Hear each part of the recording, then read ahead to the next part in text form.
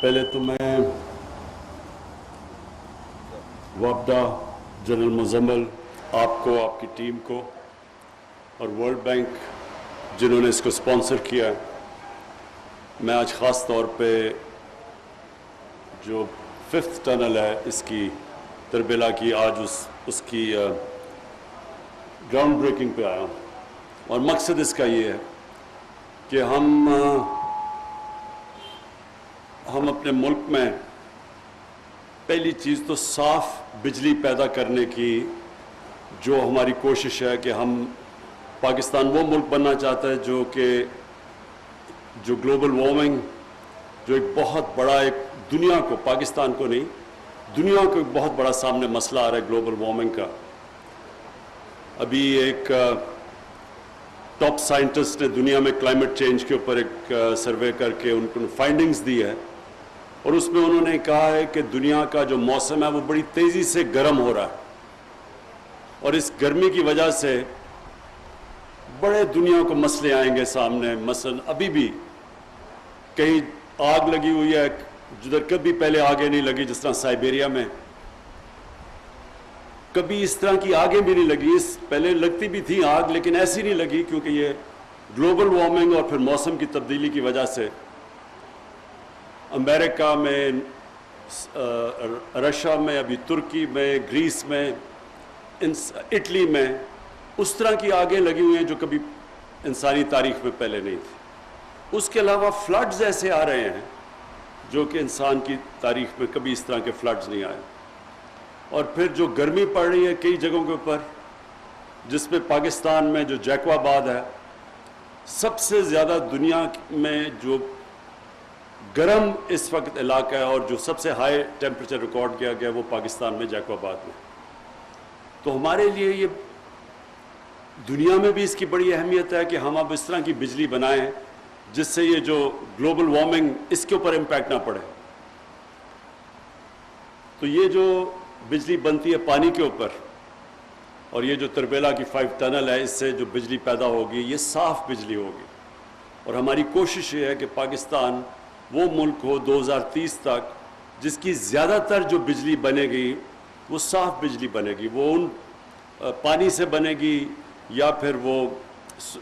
سورج کی سولر سے بنے گی، اور یا پھر ہوا سے جو ونڈ انرجی ہے اس سے بنے گی، لیکن ہم کوشش کریں کہ ہم یہ جو فاسل فیولز جلا کے بجلی بناتے ہیں اس سے نہ بنے۔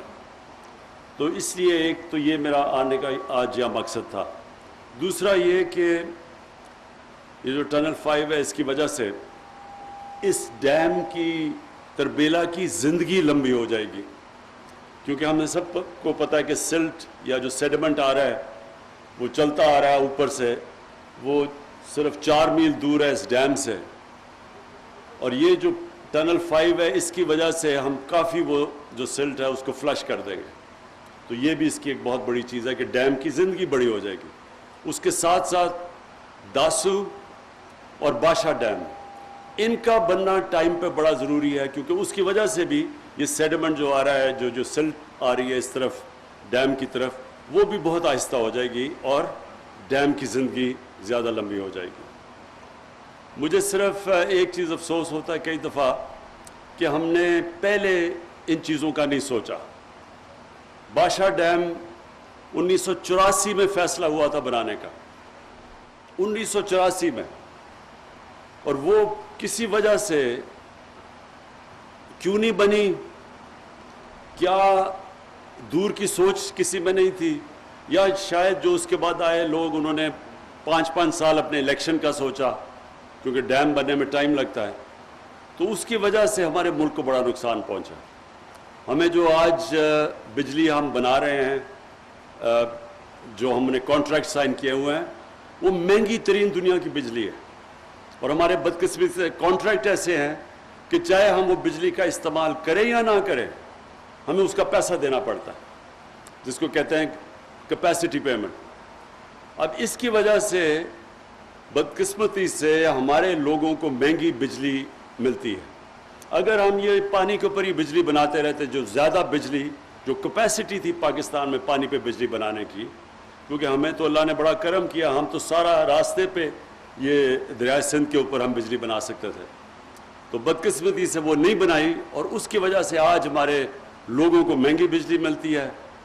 ہماری انڈسٹری کو مہنگی بجلی ملتی ہے، وہ مقابلہ نہیں کر سکتی دنیا میں جب تک ہم ان کی بجلی سبسڈائز نہ کریں۔ تو قوم کو بہت نقصان اٹھانا پڑا کہ دور کا نہ سوچا، ہم نے لانگ ٹرم پلاننگ نہیں کی۔ آج اگر چائنا جو دنیا میں سب سے تیزی سے آگے بڑھ رہا ہے، اس کی سب سے بڑی کامیابی کا راز یہ ہے کہ وہ دور کے پلان کیے ہوئے ہیں، لانگ ٹرم پلاننگ، 20 سال 30 سال، اور ہم نے صرف الیکشن ٹو الیکشن کی پلاننگ کی وجہ سے آج اپنے لوگوں کو اس مشکل میں ڈالا ہوا ہے۔ یہ بھی ہے کہ ہمارے دور میں ہم نے فیصلہ کیا ہے 10 ڈیمز بنانے کا۔ انشاءاللہ 10 سال تک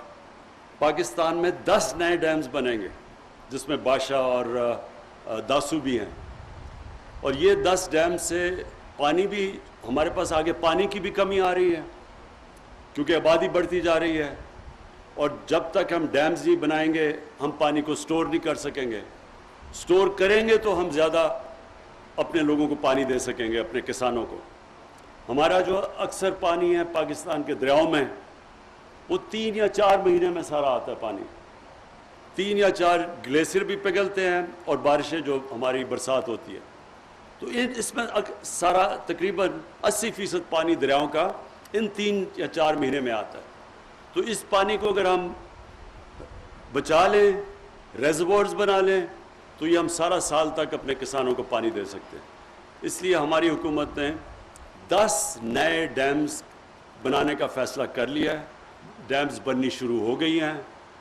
پہلی ڈیم انشاءاللہ مومن ڈیم 2025 میں تیار ہو جائے گی،